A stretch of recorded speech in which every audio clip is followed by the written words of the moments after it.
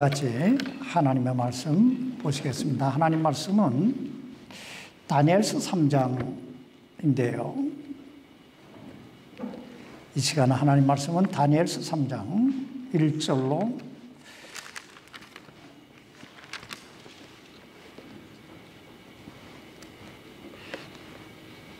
30절까지 말씀인데 제가 오늘 1절만 봉독해 드리겠습니다.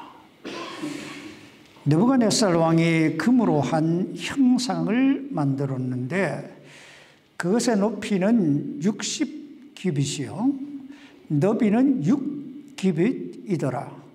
왕이 그것을 바벨론 지방의 두라 평야에 세웠더라. 기도하십시다. 살아계신 아버지 하나님, 우리가 이 말씀을 들을 때 이 말씀을 잘 깨달아 알게 하시고 이해하게 하시고 믿게 하시고 행하게 하심으로 하나님의 영광을 드러내며 참 주의 뜻을 이루어가는 귀한 말씀이 되게 해 주옵소서.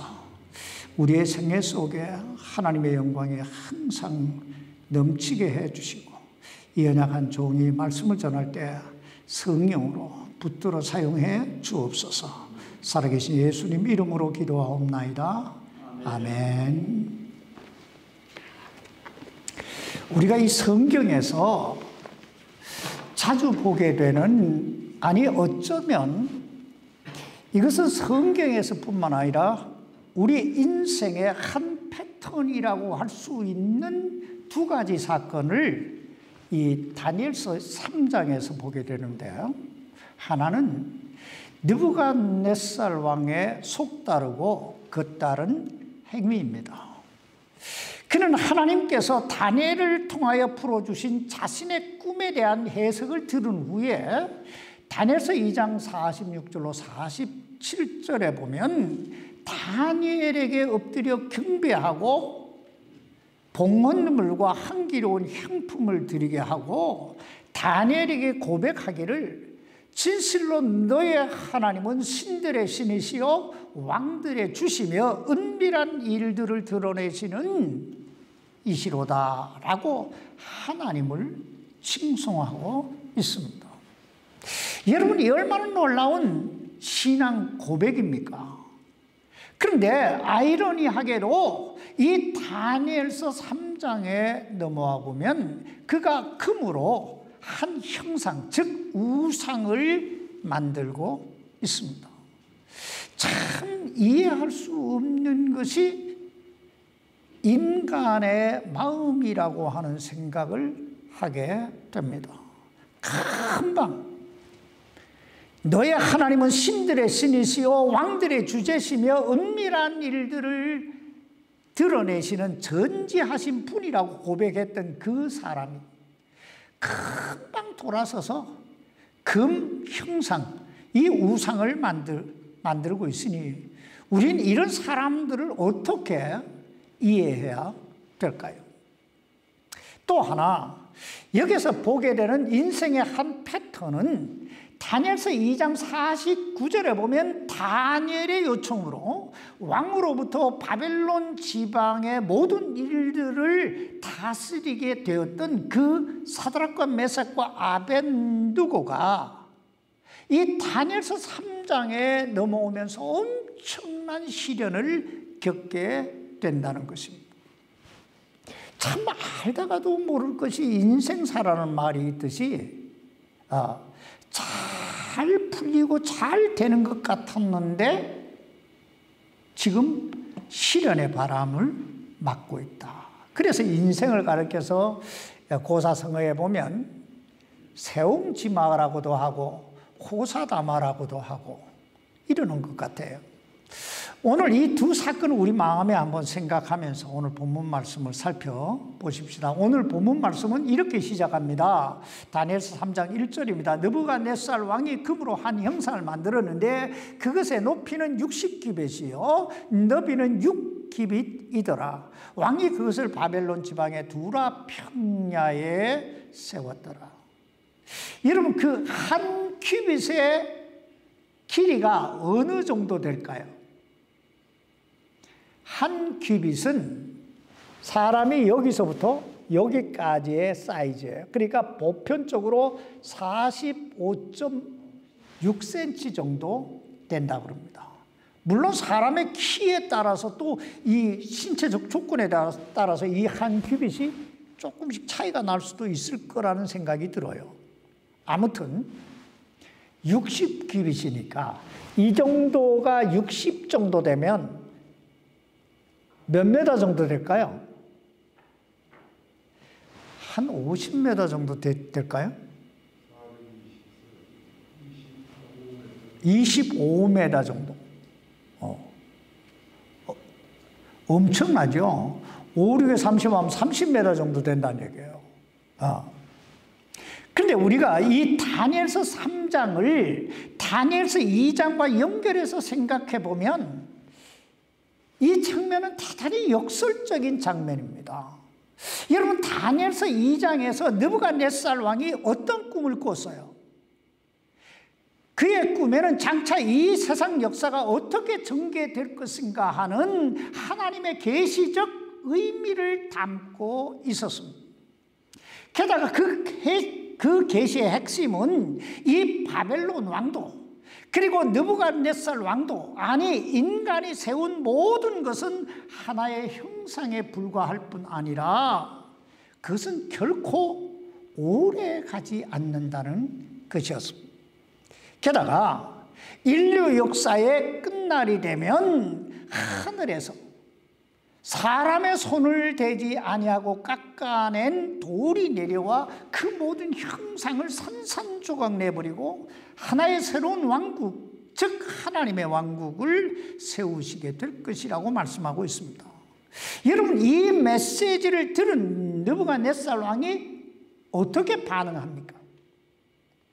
다니엘서 2장 46절로 47절 말씀 보시기 바랍니다. 그때 느부갓네살이 얼굴을 대고 엎드려 다니엘이 경배하고 명령하여 그들이 봉헌물과 향기로운 냄새를 드리게 하리라. 향품을 드렸다는 거예요. 왕이 다니엘에게 응답하여 이르되 내가 능히 이 은밀한 일을 드러내는 것을 보니 진실로 너의 하나님은 신들의 신이시요 왕들의 주시며 은밀한 일들을 드러내시는 이시로다.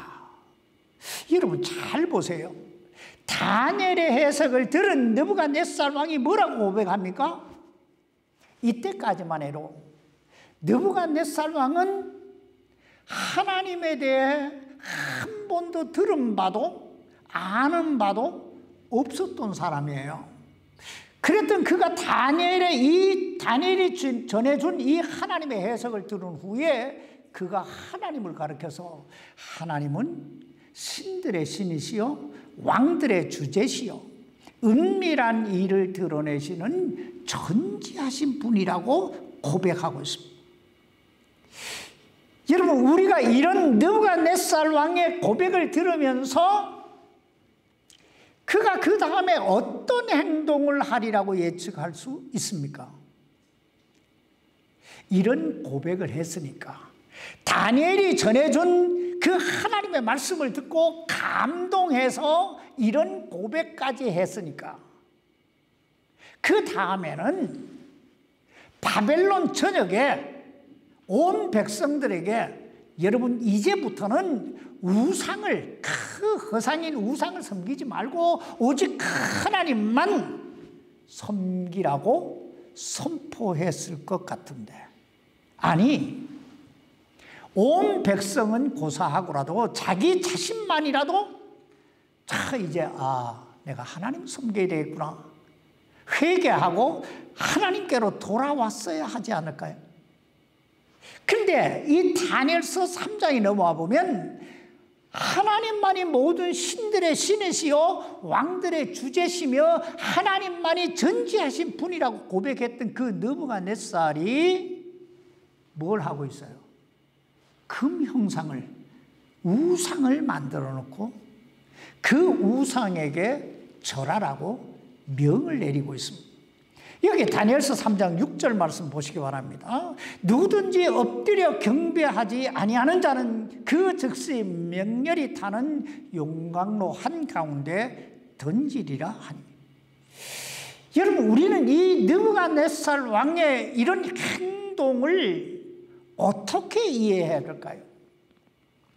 참 알다가도 모를 것이 인간의 마음이라고는 하지만 참 이해하기 힘든 부분이에요. 그렇다면 느부갓네살 왕은 왜 이 금 형상을 만들었을까요? 느부갓네살 왕이 다니엘이 전해준 하나님의 해석을 들으면서 내가 꾼 꿈과 그 해석까지 명확하게 아시는 다니엘의 하나님은 진실로 참 놀라우신 하나님이시구나, 놀라우신 분이시구나 하고 감동을 받은 것은 사실인 것 같아요. 그러나 그것은 감정적인, 일순간의 감정적인 감동에 불과했던 거예요. 잘 들으세요. 여러분, 느부갓네살이 감동을 받은 건 사실이에요. 그런데 시간이 흐르면서 그 감동이 서서히 식어들면서 그 생각이 바뀌기 시작한 거예요. 내가 세운 이 왕국이 멸망된다고? 내가 어떻게 세운 왕국인데? 그럴 수는 없다 하는 생각이 들기 시작하는 거예요.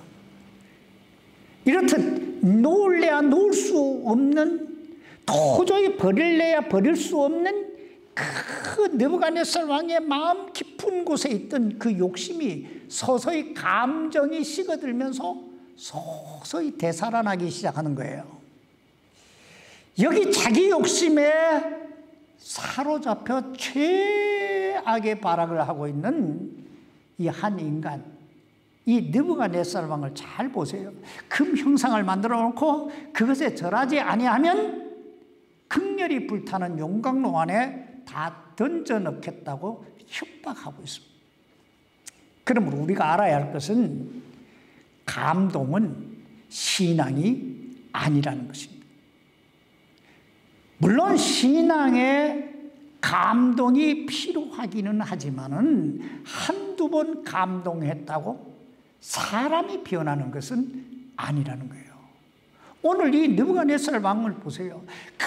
금방 하나님만이 모든 신들의 신이시여 왕들의 주시며 은밀한 일을 드러내시는 전지하신 하나님이라고 찬송했던 그 사람이 지금 뭘 하고 있습니까?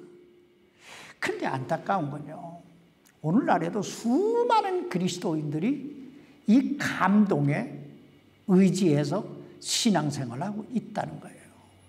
설교를 들을 때는 아멘 아멘 하고 감동을 받은 것 같은데 그 삶은 전혀 변화가 되지 않는다는 거예요.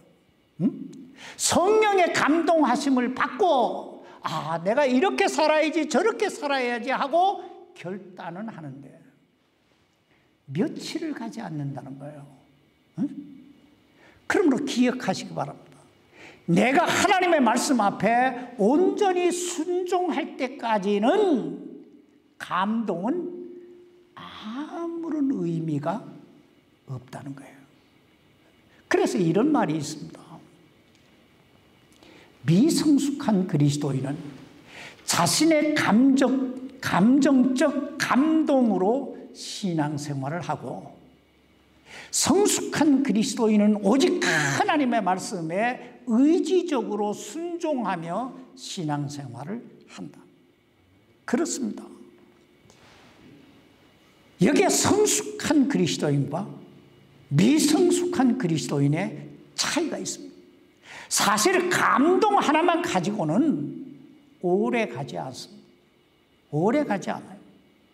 그래서 의지적 순종이 필요하다는 것입니다. 그러므로 사도 바울은 뭐라고 고백하고 있습니까?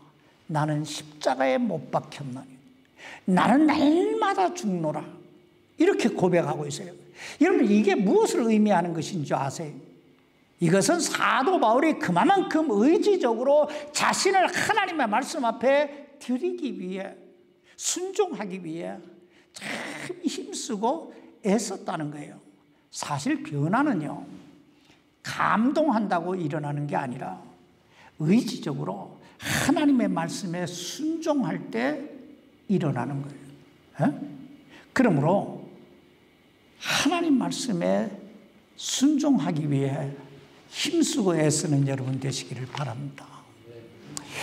그럼 이제 이렇듯 변화되지 못한 느부갓네살 왕 때문에 엄청난 시험과 시련 앞에 직면하게 된 이 사드락과 메삭과 아벳느고에 대해 살펴보십시다. 사드락과 메삭과 아벳느고에게 시련을 안겨준 직접적인 원인이 뭐예요? 그것은 느부갓네살 왕이 금 형상을 만들었다는 것입니다. 그러나 간접적인 원인을 준 것은 갈대아 사람들의 고발 때문이었어요. 자, 여기 다니엘서 3장 8절 말씀 보시기 바랍니다. 그런 까닭에 그때 어떤 갈대아 사람들이 가까이 나와 유대인들을 고소하니라. 자, 여기에도 인종차별이 있고 종교적 차별이 있는 거예요. 계속 3장 12절 말씀 보시기 바랍니다. 왕께서 바벨론 지방의 일들을 다스리게 하려고 세우신 어떤 유대인들이 있으니 곧 사드락과 메삭과 아벳느고이니이다. 오 왕이여, 이 사람들이 왕을 중히 여기지 아니하였고 왕의 신들을 섬기지 아니하며 왕께서 세우신 금신상에게 경배하지 아니하나이다 하니라. 이 말을 들은 느부갓네살 왕이 어떻게 반응하는가? 계속 보십시다. 13절로 15절입니다. 그때 느부갓네살이 격노하고 분노하여 사드락과 메삭과 아벳느고를 데려오라고 명령하니 이에 그들이 이 사람들을 왕 앞에 데려오니라. 느부갓네살이 그들에게 말하여 이르되 너희가 내 신들을 섬기지 아니하며 내가 세운 금 형상에게 경배하지 아니한다는 것이 사실이냐? 이제라도 너희가 예비하였다가 코넥과 피리와 하프와 드럼본과 비파와 줄 달린 타악기와 온갖 음악 소리를 들을 때 엎드려서 내가 만든 형상에게 경배하면 좋으려니와 만일 너희가 경배하지 아니하면 너희를 그 즉시 맹렬히 불타는 용광로 한가운데 던져 넣으리니 너희를 내 손에서 건져낼 그 신이 누구이겠느냐 하며. 자, 이 말씀은 한마디로 양자택일을 하라는 거예요. 우상에게 절할 것인가 절하지 않을 것인가. 우상에게 절하면 살 것이고 그리하지 아니하면 맹렬히 불타는 용광로 한가운데 던져 넣겠다는 것입니다. 오늘 여러분은 이런 시험을 받아본 적이 있으십니까? 이런 말이 있습니다. 참된 신앙이란 극한 시험과 시련 속에서 나타난다. 그렇습니다. 사실 모든 것이 다 잘 되고 평온하고 만사가 형통할 때는 누구나 다 그럴듯하게 신앙생활을 잘할 수 있습니다. 그런데 문제는 극한 시련과 유혹 앞에 직면했을 때, 오늘 이 유대인의 세 청년은 맹렬히 불타는 용광로라고 하는 이 시련 앞에 직면해 있습니다. 형상에게, 금 형상에게 절하면 살 것이고 절하지 아니하면 그 맹렬히 불타는 용광로 한가운데 던짐을 당해야 되는. 자, 여러분, 이런 시련, 이런 시험 앞에서 저들은 어떤 결정을 내렸을까요? 첫째, 오늘 보면 다니엘서 3장 16절 말씀을 보시기 바랍니다. 사드락과 메삭과 아벳느고가 왕에게 대답하여 이르되 오 느부갓네살이여, 우리가 이 일에 대해 왕께 대답하기를 염려하지 아니하나이다. 여러분, 지금 저들의 이 대답이 무엇을 의미하는 것입니까? 이것은 한마디로 우리가 이 우상에게 절할 것인가 절하지 않을 것인가에 대해 생각할 가치도 고민하고 망설일 필요도 없나이다, 이 말이에요. 왜냐하면 하나님께서 이미 우상에게 절하지 말라고 이 성경에 그 절대적 가치 기준을 정해놓으셨기 때문입니다. 그렇습니다. 사드락과 메삭과 아벳느고에게는 이미 하나님께서 여기에 정해 놓으신 신앙적 절대 가치 기준이 있었어요. 오늘 우리에게 이것이 중요합니다. 여러분, 우리 그리스도인들이 그 어떤 일이 있어도 그 어떤 시련과 유혹 앞에서도 절대적으로 흔들리지 말아야 될 그 절대 신앙 가치 기준이 뭔지 아세요? 그 절대 가치 기준은 바로 바이블, 이 성경입니다. 성경을 잘 읽어보세요. 성경에는 회색 지대가 없습니다. 무슨 말이냐면 성경은 예 아니면 아니요만 있어요. 즉 해도 되고 안 해도 되는 그런 중간 지대는 없다는 것입니다. 독일의 유명한 신학자 프랜시스 쇠퍼 박사는 이런 말을 했습니다. 19세기 들어와서 일어난 가장 큰 비극적 사건은 사람들이 이 절대적 가치를 버린 것이다. 무슨 말이냐면 우리가 역사를 쭉 지나간 역사를 연구해 보면요, 19세기 이전까지만 해도 사람들의 의식 속에는 무엇이 옳고 무엇이 그른가 하는 어떤 절대적 가치 기준이 있었어요.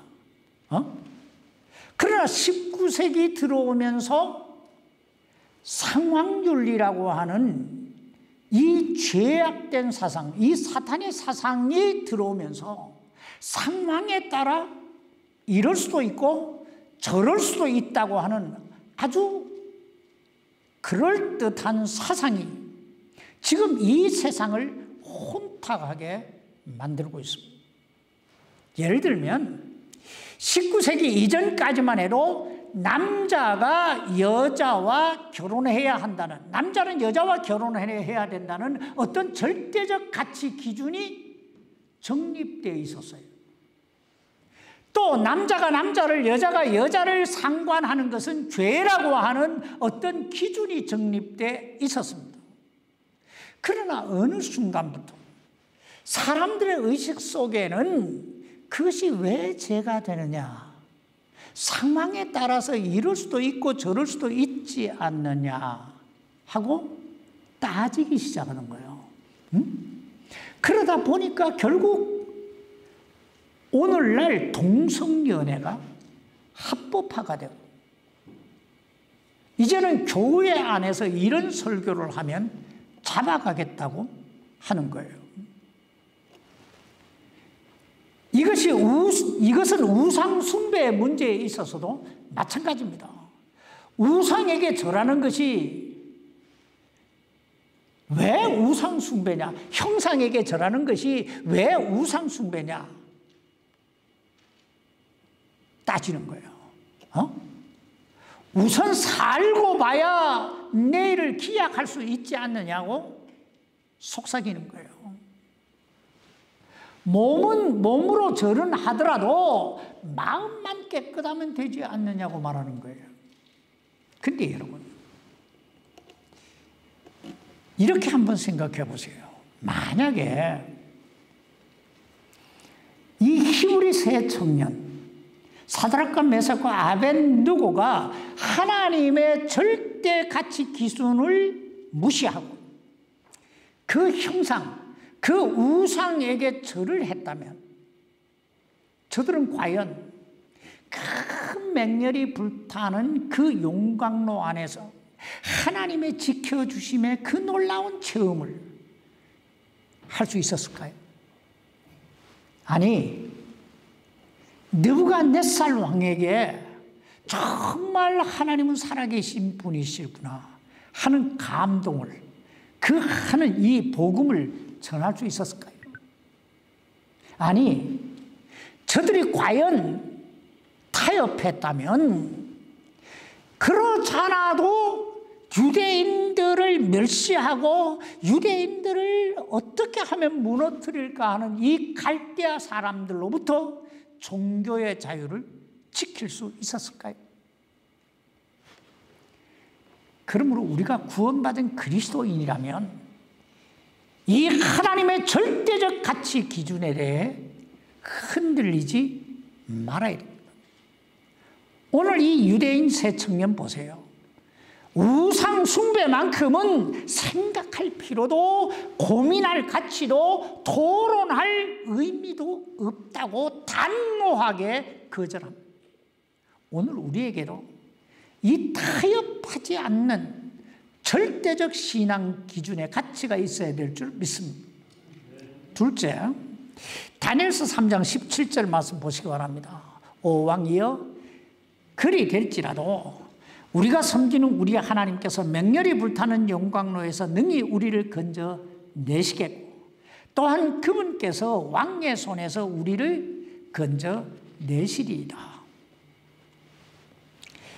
이 말씀 한마디로 설령 왕이 자신들을 맹렬히 불타는 영광로 안에 던져 넣는다 할지라도 하나님께서 능히 자신들을 그 맹렬히 불타는 용광로 안에서 건져내실 것이고 또 왕의 손에서도 건져내실 것이다, 이 말이에요. 여러분, 저들의 이 절대적인 믿음을 보세요. 얼마나 놀랍습니까? 그 어떤 일이 있어도 하나님께서 자신들을 지켜주시리라는 거예요. 오늘 여러분에게도 이런 믿음이 있습니까? 어떤 경우에라도 하나님이 나를 지켜주실 것이다. 우리가 이 하나님의 말씀의 원리를 따라 살고 있는 한 하나님은 그 어떤 방법으로든 우리를 지키시고 우리를 인도해 주실 것이라고 저는 확신합니다. 그런데 문제는 우리에게 정말 이런 하나님을 향한 믿음이 있느냐는 거예요. 정말 우리에게 이런 믿음이 있느냐? 사실 오늘날처럼요, 예측이 불가한 시대, 참 인간의 그 무력함을 느낄 수밖에 없는 이 시대를 살아가는 우리에게 정말 필요한 것이 있다면 하나님을 향한 믿음이에요. 그렇다면 오늘 우리의 믿음의 근거는 무엇이어야 할까요? 조금 전에도 말씀드렸듯이 믿음은 감정이 아닙니다.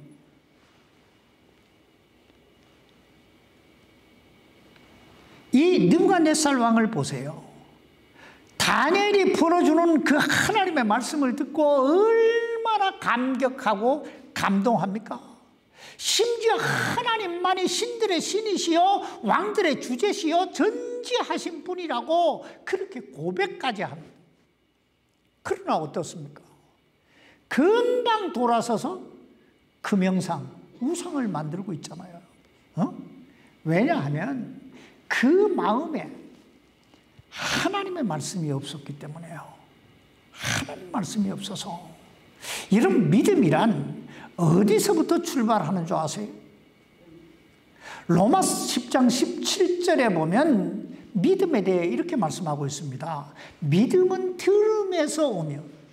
믿음은 어디에서 온다고요? 들음에서 오며. 들음은 하나님의 말씀에 의해 오느니라. 이걸 연결하면 하나님의 말씀을 들을 때 우리 안에 믿음이 오고 믿음의 확신이 생기기 시작한다는 거예요. 그렇습니다. 믿음은 결국 이 하나님의 말씀에 의해 오는 거예요. 그러므로 말씀이 없는 믿음이란 마치 모래 위에 지은 집과 같아서 조금만 시련이 와도, 조금만 유혹이 와도 금방 폭삭 무너지는 거예요. 응? 오늘 여러분 속에 이 하나님 말씀이 있습니까?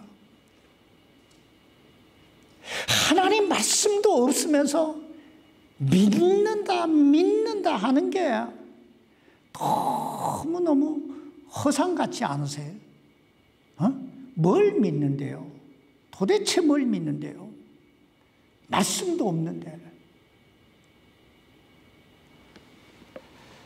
자, 그렇다면 사드락과 메삭과 아벳느고는 어떻게 이토록 놀라운 믿음을 소유할 수 있었을까요?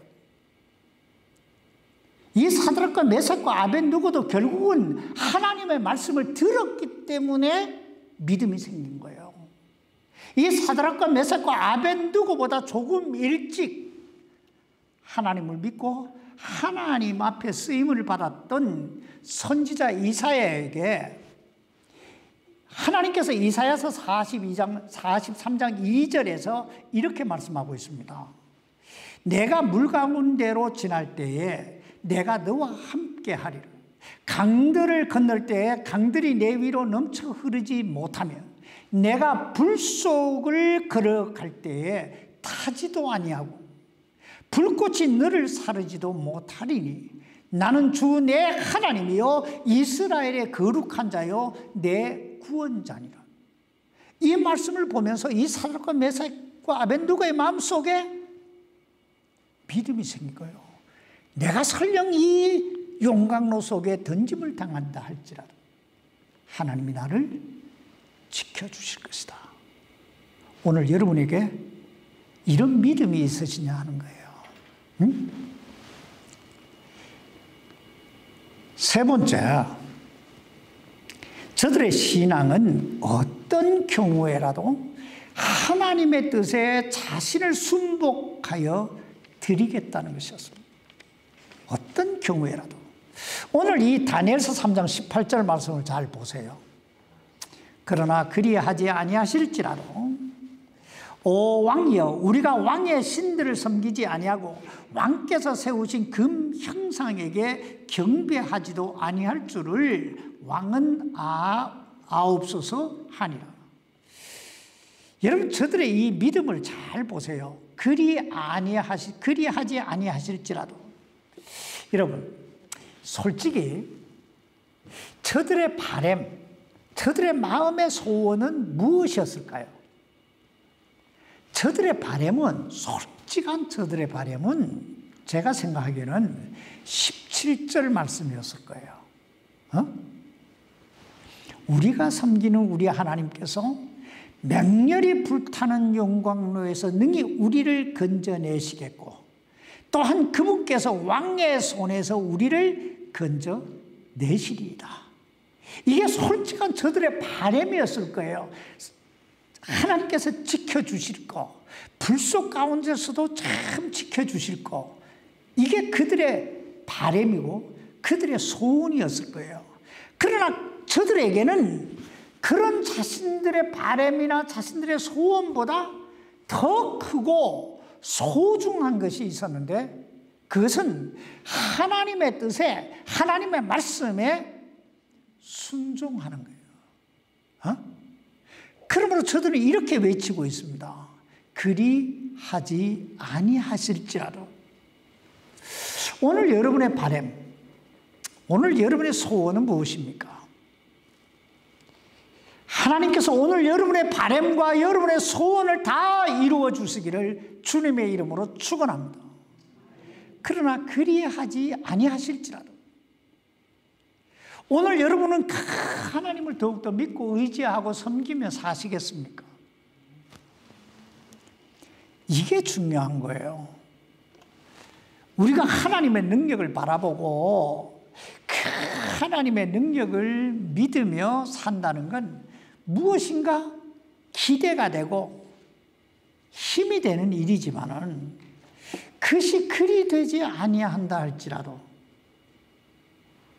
그 하나님의 뜻에 순복하며 산다는 건 그리 쉽지가 않습니다.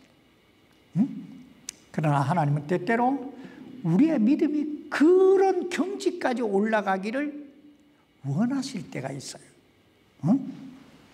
여러분, 주님께서 겟셋마네 동산에서 뭐라고 기도하십니까? 뭐라고 기도하세요? 아버지요, 내 아버지요, 가능하시거든 이 잔을 내게서 지나가게 하옵소서. 이게 바람이에요. 이게 주님 자신의 바람이에요. 근데 그 다음에 뭐라고 기도하십니까? 그러나 내 뜻대로 하지 마옵시고 아버지 뜻대로 하옵소서. 이게 그리하지 아니하실지라도 예요. 이게 하나님의 뜻에 대한 순복이에요. 그러나 감사한 건요, 우리가 하나님의 손안에 있는 한 우리가 어떤 일을 만나도 그건 절대로 끝이 아니라는 거예요. 절대로 끝이 아니라는 거예요. 여기 이 계속 이어지는 말씀을 한번 보세요. 이런 저들의 신앙 고백을 들은 큰 느부갓네살이 다 화가 나서 저들을 맹렬히 불타는 용광로 속에 던져 넣으라고 명령합니다. 아니, 평소보다 그 용광로의 그 열을 7배나 다 뜨겁게 하라고 합니다. 근데 놀라운 일이 일어나요. 여기 다니엘서 3장 23절로 25절 말씀 보시기 바랍니다. 이 세 사람 곧 사드락과 메삭과 아벳느고는 결박당한 채 맹렬히 불타는 용광로 한가운데로 떨어졌더라. 그때 느부갓네살 왕이 깜짝 놀라 급히 일어나 자기의 좋은 자들에게 말하여 이르되 우리가 세 사람을 결박하여 불 한가운데로 던지지 아니하였느냐 하니 그들이 왕에게 대답하여 이르되 오 왕이여 옳소이다 하매 그가 응답하여 이르되 보라 내가 보니 결박이 풀린 네 사람이 불 한가운데서 걷고 있는데 그들이 아무 해도 입지 아니하였고 그 넷째의 형체는 하나님의 아들과 같도다 하더라. 여러분, 느부갓네살 왕이 7배나 7배나 더 뜨겁게 한 용광로 안에 던져 넣은 사람이 몇 사람이에요? 3사람이에요. 근데 가만히 보니까 용광로 안에 몇 사람이 걸어다녀요? 4사람이. 얼마나 놀랐던지 느부갓네살이 깜짝 놀랐다 이렇게 표현하잖아요. 깜짝 놀란 느부갓네살 왕이 그 4번째 사람을 향해서 하나님의 아들 같아 라고 고백합니다. 그렇다면 여러분 이 4번째 인물은 누굴까요? 성경학자들은 이 4번째 인물을 육신을 덧입고 이 땅에 오시기 전에 구약시대에 보면 종종 나타나셨던 성자 하나님 예수 그리스도라고 말합니다. 결국은 우리 주님께서 저들과 함께 하신 거예요.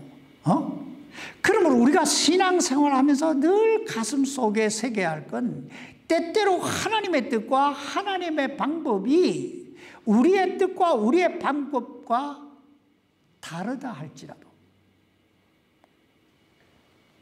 하나님의 뜻과 하나님의 방법이 언제나 우리에게 최상이라고 하는 사실을 믿어야 되는 거예요. 여기 다니엘서 3장 26절로 27절 말씀 보시기 바랍니다. 그때 느부갓네살이 맹렬히 불타는 용광로 아귀에 가까이 가서 말하여 이르되 지극히 높으신 하나님의 종 사드락과 메삭과 아벳느고야, 너희는 나와서 이리로 올라오라 하니, 이에 사드락과 메삭과 아벳느고가 불 한가운데서 나오니 통치자들과 총독들과 대장들과 왕의 좋은 자들이 함께 모여 이 사람들을 보니 불이 그들의 몸에 힘을 쓰지 못. 참 멋있는 표현이에요. 불이 그들의 몸에 힘을 쓰지 못. 그들의 머리털 하나도 그을리지 못하였으며 그들의 겉옷도 변하게 하지 못하였고 불 냄새도 그들에게 다가가지 못하였더라. 참 얼마나 신기하고 놀랍습니까? 근데 사실 우리 그리스도인들에게는요, 이런 일이 놀랍고 신기한 일이 전혀 아니에요. 왜냐하면 우리 안에 계신 우리 하나님은 이보다 더 놀라운 일을 행하실 수 있는 분이시기 때문입니다. 이분을 믿어야 되는 거예요. 이제 이 일로 인해서 여기에 사드락과 메삭과 아벳느고가 어떤 일을 이루게 되는가? 이 부분만 잠깐 보고 마칩시다. 첫째, 다니엘서 3장 28절에 보면 사드락과 메삭과 아벳느고를 맹렬히 불타는 용광로 안에 던져 넣었던 느부갓네살이 이 일로 인해서 하나님을 찬송합니다. 그러면서 뭐라고 고백하냐면 구원자는 하나님밖에 없다고 고백하는 거예요. 지금 이 자리에는요, 느부갓네살 왕을 비롯해서 그 바빌론의 모든 통치자, 총독, 대장, 왕의 좋은 자들, 그들이 다, 이 높은 사람들은 다 모인 자리예요. 거기에서 느부갓네살이 하나님을 찬송하면서 인생의 구원자는 하나님밖에 없다. 지금 이 바벨론에 어떤 일이 일어나고 있는 거예요? 복음이 증거되고 있는 거예요. 두 번째, 여기에 다니엘서 3장 29절에 보면 느부갓네살 왕이 바벨론의 온 백성들에게 칙령을 내립니다. 하나의 영을 내리는데 어떤 영을 내리냐면 누구든지 하나님을 대적하는 말을 하지 말라. 만약 하나님을 대적하는 자는 죽이리라는 명령을 내립니다. 자, 우리가 다니엘서 3장 8절에서 갈대아 사람들이 유대인들을 고소하는 걸 봤죠. 이건 인종차별인 동시에 종교적인 박해예요. 그들이 왜 고소합니까? 바벨론의 우상을 안 섬긴다 이거예요. 느부갓네살 왕이 만들어 놓은 그 우상에게 경배하지 않는다는 거예요. 그런데 지금 느부갓네살 왕의 이 칙령으로 인하여 유대인들에게 바벨론 안에서의 종교적 자유가 보장되는 거예요. 그리고 세 번째, 여기 다니엘서 3장 30절에 보면 바벨론 왕이 바벨론 지방에서 사드락과 메삭과 아벳느고를 높이니라 이렇게 말씀하고 있어요. 즉, 이 일로 인해서 사드락과 메삭과 아벳느고가 망한 게 아니라 더 높아졌다 이 말이에요. 오늘 여러분이 이 하나님의 말씀을 들으면서 어떤 생각, 어떤 마음을 갖게 되십니까? 바로 그 마음, 그 생각대로 하나님을 섬기시기 바랍니다. 그리하면 사드락과 메삭과 아벳느고를 더욱더 높이셨던 그 하나님께서 우리 모두를 더욱더 높이시고 우리 모두를 탁월하게 사용해 주실 줄 믿습니다. 하나님께서 우리 모두의 생애를 통해 영광 받으시기를 주님의 이름으로 축원합니다. 기도하십시다. 살아계신 아버지, 이렇게 참 하나님의 말씀을 통해서 우리가 어떻게 하나님을 섬겨야 되고 우리가 어떻게 하나님을 믿어야 되고 또 우리의 신앙을 어떻게 유지해야 되고 더 참 성숙되어야 할 것인가 이렇게 가르쳐 주시는 것을 감사합니다. 하나님 우리 모두가 이 말씀 안에서 더욱더 하나님 바라보고 이 험한 세상을 이기는 자들이 되게 해 주옵소서. 지금 세계 도처는 혼란에 빠져 있습니다. 그러나 우리 그리스도인들이 봐야 할 건 이것이 참 인생의 고난이 아니라 우리 하나님의 역사하심 속에 주님의 재림을 준비하고 있는 하나의 연주곡이라고 하는 사실을 믿고 그 주님의 재림을 준비하는 그런 그리스도인들이 되게 해 주옵소서. 살아계신 예수님 이름으로 간절히 기도하옵나이다. 아멘. 아멘.